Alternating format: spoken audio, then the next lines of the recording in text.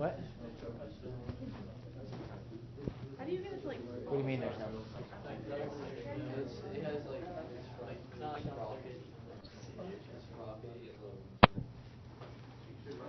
Oh, yes, you're just seeing if something has to be changed. So 11, if you took something away, and like it replaces it. Yeah, you got it? Sorry, that was a very poor explanation. So number 11 or 1 for the day. What I want you guys to try and do is replace the comma or replace the underlined with B, C, or D. Actually write it out and see if it works. That would really, really help. 12 has to do with clarity and being concise. And 13 has to do with order of events. Abby, you need to look again for 11 and 12. Not 13. Good job on the first two, though, Clay.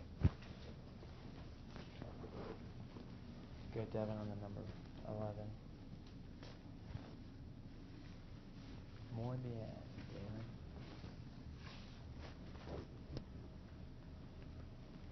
Did you write it out, Trey? Write out number 11. Try it out. First two look good. Malia?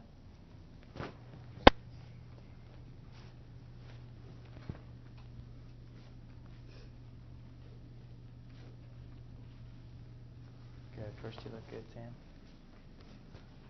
First one looks good. First one looks good, Jane. Same with the last one.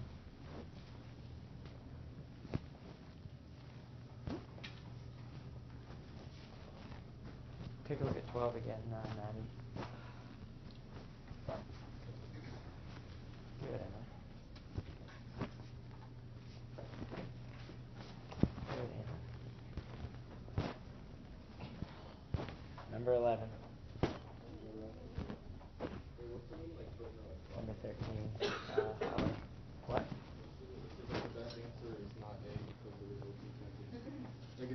That was, yeah, those are for the notes.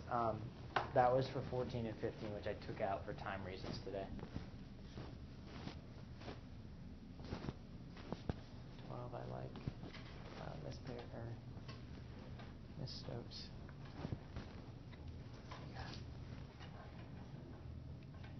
I like 12.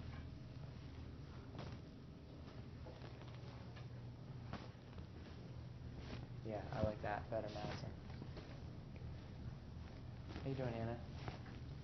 Doing okay? I feel like I haven't talked to you for a while. Good, Arturo. All right, let's take a look at this. 11. Did anybody write it out like I suggested? Wow. I'm telling you, it's a good idea. It's good practice to start doing it. Let's see. Colby, what'd you say for 11? D? Okay, let's take a look. We're going to write this right here. That is where you are putting the semicolon, correct? Now, at the very low tides of the full moon, when almost all the water was sucked away, could you put a period there? No. Is it an independent clause? Can it stand alone by itself? No, it cannot. What is the purpose of a semicolon? To separate what? Two independent clauses. What do we have here? One dependent clause and one independent clause. So, is a semicolon an option? No. Is a period an option? No. Oh, well, that's interesting. No change. Okay? Because remember, if you have two independent clauses, you should be able to put a period or a semicolon. The only difference between a semicolon and a period, for most cases, I'll teach you about an advanced semicolon use later on, is what? You have two independent clauses to bring them closer together. So if I said Maddie got a new jacket for Christmas, she wears it every day. Those are two independent clauses, correct? What is the best punctuation mark to use? Why? They bring them close together, and I'm still talking about her jacket. A period would separate them, okay? So remember, they're probably going to throw in a semicolon for like every single one of the answers for you, just because you think they sound smarter or educated people use them, but you're not sure how to use them. Be careful. Make sure you know which is a dependent clause, aka these guys, and which is a dependent clause, aka those guys. Here. Okay? So, first answer is A. All right, number 12. Ariel, can you tell me what the purpose of a hideout is? How do you know that? Hideout. So there'd be no reason why to say what the purpose of a hideout is once or twice after saying hideout, right? So if we look here, hideaways or hideouts are where crabs, snails, starfish, and sea urchins hid in order not to be seen. Don't we know if they're hiding, they don't want to be seen, and they are hiding? Right? So if we take a look at A, which is no change, why should we not keep A? Because it repeats itself. Okay? And remember, we're going for clarity. We're going for conciseness. B, hideouts where crabs, snails, starfish, and sea urchins concealed and hid themselves. That's even worse, right? They're concealing themselves and hiding themselves in a hideout. No kidding. Okay? So it can be A, it can be B. Places where crabs, snails, starfish, and sea urchins were stashed away. Are we talking about somebody stashing them away? No. Remember, you're not only going for conciseness and clarity, but you want to make sure meaning stays the same. So, best option is we found the hiding places of crabs, snails, starfish, and sea urchins. Does that make sense, Sydney? We go for conciseness, we go for clarity, but we also want to make sure meaning stays the same. What is this whole paragraph about, Trey?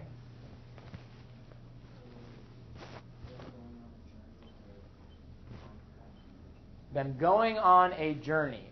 Now, Trey, if you were to start this whole paragraph, how would you start this paragraph?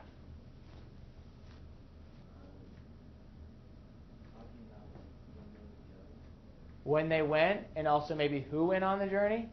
Okay. Does number 2 talk about where they went and who went on the journey? No. Nope. Does number 3 talk about who went on the journey and where they went? No, I mean they talk about digging shovels in the mud, but other than that, no. So which sentence has to go first? One has to go first in order to create a logical sequence. Does this make sense? Yuri, do you follow me? Okay? When you're looking at a topic sentence, you have to ask yourself, what is the whole paragraph about, and does the first sentence do it? If not, then you have to figure out what other sentence is better. Okay? Nice job. Hopefully in a couple days we'll get a little bit better. Are we seeing the kind of the format of these questions a little bit? A little bit? Gabby? A little bit? Austin, how you doing today, buddy? Doing okay? Better. Cool. Better than when? Like 5 minutes ago? Oh, better than the first time. Ooh, I'm glad to hear that. All right. So after thinking a lot and talking with my colleagues and also emailing your middle school teachers and Mr. Kane, I realized why you're struggling so much. That's probably because you've never been taught how to analyze the structure of a text. Is that true? Yeah. Well, gee, that made a lot of sense to me too. I'm like, man, these kids are just not getting it. I was getting frustrated, so I'm like, I'm going to email. I talked to the middle school teachers. I talked to Mr. Kane, and he's like, yeah, I didn't teach very much of it last year. I was like, well, this makes a lot of sense. So, I'm going to show you another example. And you saw this example last year. Now, does it mean that you remember everything about Letter from Birmingham Jail? Sakai, do you remember everything about MLK's Letter from Birmingham Jail? No. I didn't expect you to. But we're going to look at a paragraph. We're going to look at a couple different paragraphs. We're going to look at how he starts, and then paragraph versus how he talks about his feelings in paragraph 11 and 12. Okay? So I would prefer, unless you have eagle vision, like, oh, he's close, I want you to pull up this speech, or this letter, sorry. It's in Google Slides. It's in the classroom. So we're going to analyze how he starts, because I'm asking you to examine how Ellie builds his speech to the point where he says, oh, what does he say? Neutrality helps the oppressor, never the oppressed. Something like that. All right, so we're going to click on this. We're going to read the first paragraph. Molly, you doing okay? Okay. Everybody there? Did I give you enough time to get there? Probably not. You weren't even signed in. That's okay. Well, you can probably see it from there. Is it what? Oh, yeah. I hope so. Yep.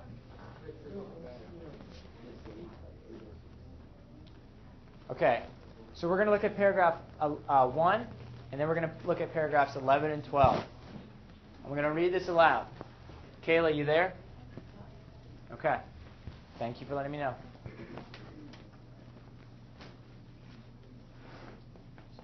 This Swivl thing is pretty sweet. I hope it's picking up my voice. It's pretty far down there. Hello, all of my students. Oh, I can't. Oh, off my tie. What? Why would I do that? All right, we there? All right. So, letter from a Birmingham jail written by Martin Luther King Jr., 1963. Keep that date in mind. My dear fellow clergymen, while confined here in the Birmingham City Jail, I came across your recent statement calling my present activities unwise and untimely. Seldom do I pause to answer criticism of my work and ideas. If I sought to answer all the criticisms that cross my desk, my secretaries would have little time for anything other than such correspondence in the course of the day, and I would have no time for constructive work.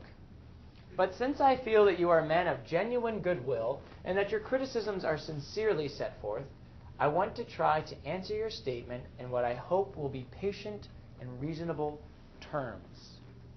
So I ask you, Ezra, what is the author's attitude towards his audience? He is correcting them. How, though? How do we know his attitude towards these men? He's what? Peacefully doing it. How do you know that? Because that's his ideology. Okay, that is his ideology. But I would be... You can tell through the tone of the paragraph. Yes, but how do you know what the tone is? Give me examples of word choice. Words and how he uses them. What words? Positive words. Which specific words? Condescending. Look specifically and give me examples of these words. Because I caution you saying what his ideology is, because I'm going to show you a contrasting paragraph. He uses a quote from theirs saying that his stuff is unwise and untimely. Instead of him, he quotes them instead of coming out and saying, well, you called my stuff really bad. He uses something from what they said. Okay. There are better examples. Jennifer, I? Says, I feel that you are men of genuine goodwill.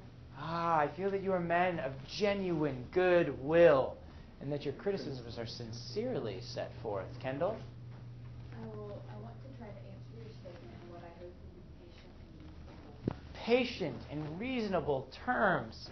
I can accept critique. I can even give critique if it sounds like it's patient and reasonable. Wouldn't you agree, Arturo? Now, especially if he addresses it to whom? My dear fellow clergymen. The author's attitude towards these clergymen, is it full of hostility? No, it is not. Dylan? It's like he's humbling himself. Yes, it's like he's humbling himself. Sounds like somebody I know in Oslo, Norway. Now I'm going to go to paragraph 11. 1, 2, 3, 4, 5, 6, 7, 8, 9, 10, 11. Starting with we know through painful experience. So you told me his tone. You told me his author's attitude through word choice. I want you to follow it. We skipped 10 paragraphs. I'm sure he said a lot of great things. But I want you to notice this shift. Everybody there? Kayla, you there? Sam Burleson? We know through painful experience that freedom is never voluntarily given by the oppressor. It must be demanded by the oppressed. Frankly, I have yet to engage in a direct action campaign that was, quote, well-timed, in the view of those who have not suffered unduly from the disease of segregation. For years now I have heard the word, wait! It rings in the ear of every Negro with piercing familiarity. This wait has almost always meant never. We must come to see, with one of our distinguished jurists, that justice too long delayed is justice denied. So Emily Perry, what is his tone now? What is the author's attitude now? It's like he's talking about like they want to kind of hard to put into words. Like it's negative because he used the word never instead of like using the wait as a substitution of never. Okay. I think you're trying too hard. You're trying too hard. Look at the diction. Look at his word choices. How do you know what he feels at this moment? Devin. Kind of like pain. A little bit of pain. How do you know? Like piercing and suffered and always been never. Perfect. One is pain. Give me another adjective, Sam Burleson. Frustrated. Frustrated. He's not to the point of ticked off, though, is he? No. Right, he's not going off on him. We have painful, we've got piercing, demanded, frankly. Yeah, that looks pretty good to me. So a little bit of shift in tone, a little bit of shift in author's attitude, right? He's no longer like, I'm humbly coming before you, please read my letter. Pay attention to how he continues. Tone shifts just a little bit more. We have waited for more than 340 years for our constitutional and God-given rights. The nations of Asia and Africa are moving with jet-like speed towards gaining political independence. But we still creep at horse and buggy pace toward gaining a cup of coffee at a lunch counter. Perhaps it is easy for those who have never felt the stinging darts of segregation to say, wait. But when you have seen vicious mobs lynch your mothers and fathers at will and drown your sisters and brothers at whim, when you have seen hate-filled policemen curse, kick, and even kill your black brothers and sisters, when you see the vast majority of your 20 million Negro brothers smothering in an airtight cage of poverty in the midst of an affluent society, when you suddenly find your tongue twisted and your speech stammering as you seek to explain to your 6-year-old daughter why she can't go to the public amusement park that has just been advertised on television, and you see tears welling up in her eyes when she is told that Funtown is closed to colored children, and see ominous clouds of inferiority beginning to form in her little mental sky, and see her beginning to distort her personality by developing an unconscious bitterness toward white people. When you have to concoct an answer for a 5-year-old son who is asking, Daddy, why do white people treat colored people so mean? When you take a cross-country drive and find it necessary to sleep night after night in the uncomfortable corners of your automobile because no motel will accept you. When you are humiliated day in and day out by nagging signs reading white and colored. When your first name becomes nigger, your middle name becomes boy, however old you are, and your last name becomes John, and your wife and mother are never given the title, the respected title, Mrs. I ask you now, Anna Garcia, what is the author's attitude towards his audience now? Hatred. Maybe. What else? Arturo? I wouldn't say it's hatred, it's more like a resentment towards all the discrimination that they're facing. Yes. I would say resentment's a better word. Hatred seems very directed. Dealin? He's gone from being passive to being confrontational. Very confrontational. Anna? He's like stingy now, like he's like building up anger. Yes, he's building. Yeah, and anger, because we know of MLK's stances, it's hard to say anger. I actually might stick with anger. Man, he seems ticked. Kendall? Instead of the way NL brothers and sisters. Yes, he is fed up. Now, Javi, Why did he not start with this paragraph? Same thing with Ellie's paper. Javi, thank you. So we could like set its own like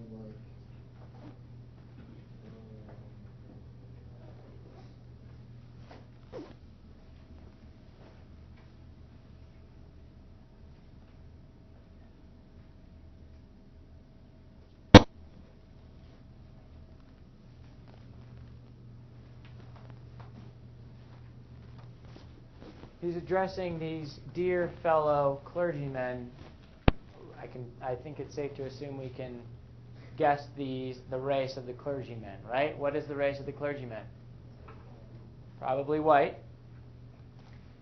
Is in this paragraph, in paragraph 12, it says, perhaps it is easy for those who have never felt the stinging darts of segregation.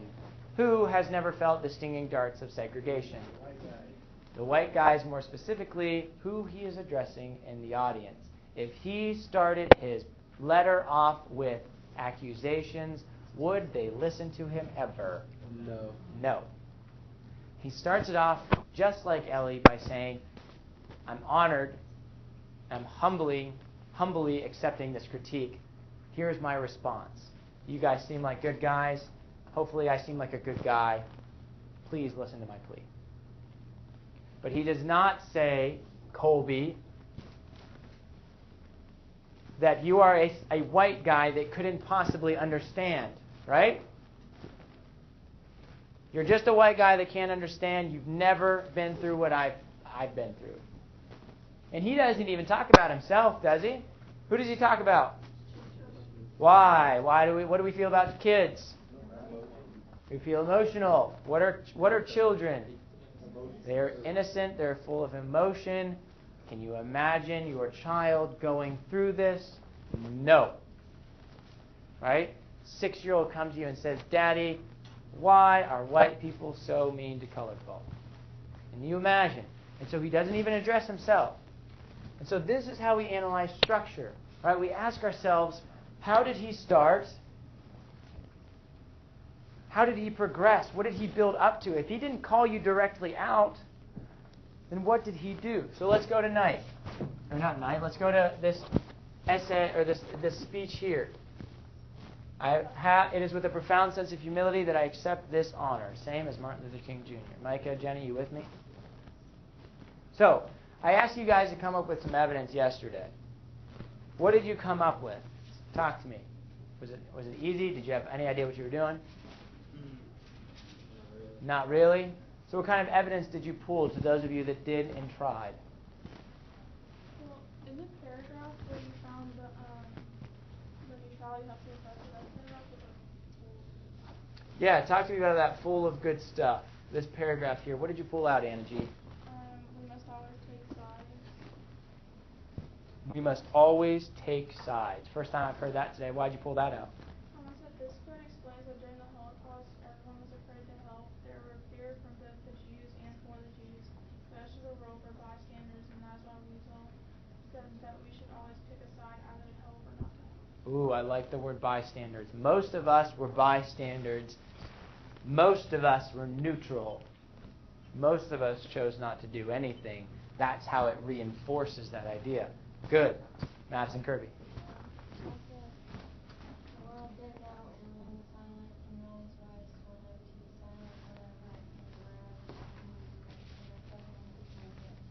Good. What paragraph is that in?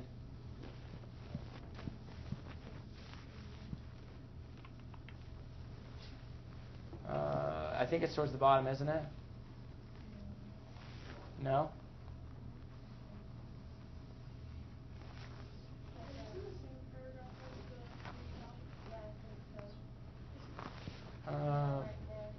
Okay.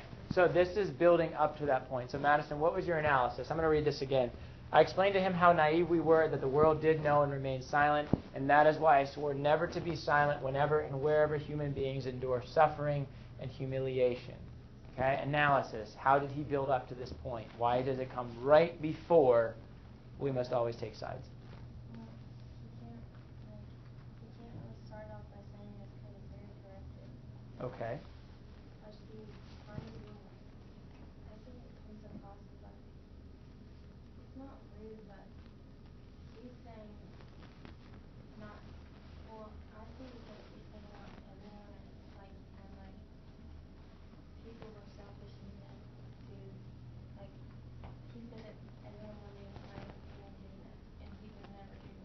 Yes. Everyone remained silent, and he would not do that. Does he explicitly say, Ariel Gordon, you are the reason why we suffered? Does he point his finger and say you at all throughout this entire speech?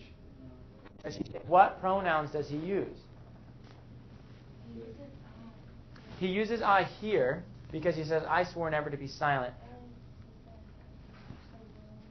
The world, okay? One pronoun is the world because he doesn't want to directly say Devin Horton and Ariel Gordon. He wants to say the world because it's less accusatory. He says we. Beautiful, right? If I said Abby Brooks and I, right? If I said we went to the store, who am I including? Abby and me. So when he says we, he's not placing the blame on just you guys, aka just his audience. He's also placing some of the blame on who? Himself. Yeah, it's so much easier to take criticism, right? So if I said to you, I think I gave this example just the other day. If I walked in here and I said, man, you guys did awful on an essay, right? Just sucked. I'm really disappointed in you guys. What would your response be? Negative. You'd shut down. Okay? But if I said, you know what? We've got to come together. Yeah, this is what I did today. I knew that you guys weren't getting it, and it was my fault. I should have recognized that you had never analyzed the structure of a text before. So if I said, all right, now we need to pull up our bootstraps and get this done. We need to start understanding it was my fault, and so I'll take some responsibility, right? That sounds much better. You can accept that, can you not? So much easier than me saying, like, Ariel Gordon, it's your fault you don't know how to analyze the structure of a text, right? Does that make sense? So that is one of the methods that he uses. Good example, Ms. Kirby. One more example so I can give you the rest of the class period to work on this. Yeah. I used one of the last paragraphs where he says, thank you, Chairman Arvik, thank you, members of the Nobel Committee, thank you, people of Norway, for declaring on this singular occasion that our survival has meaning to mankind. I thought he sounded really resentful because he used singular instead of just the word occasion. Yeah. So talk to me about that. How does that how does that reinforce, because this comes after the quote, how does that reinforce neutrality helps the oppressor? Because he thinks, he's like, well, the world knew and they didn't do anything, and people are still not talking about it enough. Yeah. So you declare on this one occasion, out of all the occasions, that our survival would have meaning. Beautiful. Anybody know when he won the Nobel Peace Prize? 1986. When did the Holocaust end? 45. Last time I knew, I'm pretty sure he published this book in the mid-50s. So wait, you're telling me that it took over 30 years for people to wake up and say that this guy made a difference in the world? For him to be nationally, internationally recognized? Yeah. So I think he's a little snarky at the end here. Thank you, people of Norway, for declaring on this singular occasion that you actually care for all of humanity and for mankind. Yeah, good pull. I like that evidence. I haven't seen that today either. Okay, does that make sense? You're looking at how Ellie starts this speech, how he builds up to the point where he says neutrality helps the oppressor, never the victim. Silence encourages the tormentor, never the tormented. And then after this quote, you're looking at how he reinforces that idea. Just as in Martin Luther King Jr., he didn't start out by slandering and kind of giving accusations towards these clergymen. He said, I'm honored to take up this responsibility. Thank you for critiquing me. And then it took him 10 to 11 paragraphs to start throwing punches. Because if you punch somebody in the face, immediately metaphorically, they're not going to listen to you. Okay? Does this make sense, Ethan Cagle? Do you understand what you're supposed to do? Okay. Find me some evidence. Evidence, I'm not going to make it due today because you guys didn't really know what you're doing, correct? Make it due tomorrow. Give me 4 pieces of evidence, although I think you might need more. The more evidence you have, the more support you have in your argument. So your argument is what, Clay Stike? What are you arguing? In your essay, you're making an argument. What is your argument? He's showing how he builds up the We're examining how he builds the powerful statement and reinforces it. Yep. That's your argument. So Elie Wiesel builds up to blank by blank, and he finally reinforces it through the use of blank. That might be a thesis statement. Does that make sense? You have plenty of evidence to do so. Now, what I don't want to see, we've gone through a lot of textual evidence in the last couple of days. And Maddie just brought us all the way down to the bottom. There is so much evidence to support how he builds and how he reinforces. I don't want to just hear regurgitations of what we've gone over the last couple of days. I want to see some novel thoughts, right? Which essentially all that means is I don't want to just hear you guys repeating everything I've said in class. Give me some novelty. Give me something new. Right? I loved what Maddie said. Snarkiness in the end. Hadn't heard that yet. That was cool. Okay? Make sense? Okay, I'm here for you. You have 15 minutes. Tomorrow you'll have the entire period. I'm thinking this is an essay will be due on Monday because we have some EOC prep we have to do before your midterm. How do we